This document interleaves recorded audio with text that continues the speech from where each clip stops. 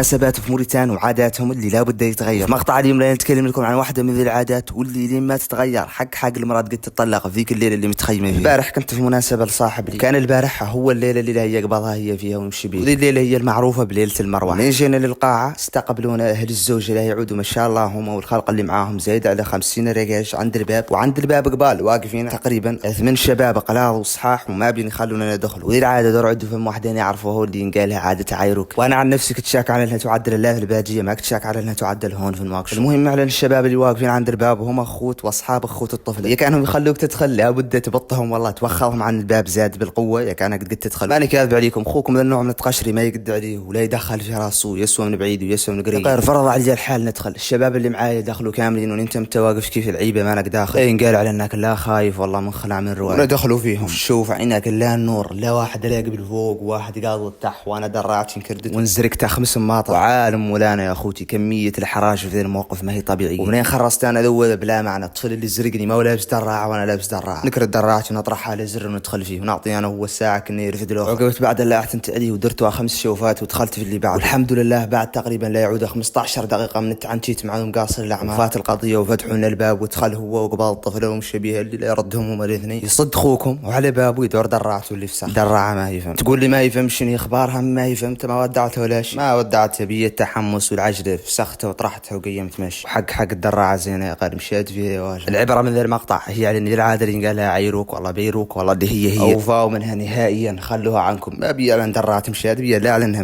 متخلفه. نعم موافقك على انها كانت تصلح للناس الاولى، غير نحن اهل هذا الجيل النوع من العادات ما نبقوا حتى. وانت شنو هي اغرب عاده عندك في موريتان؟ اكتب لنا رايك تحت في التعليقات ولا تنسى تصلي على النبي. وبهذا نعود عرفنا على انه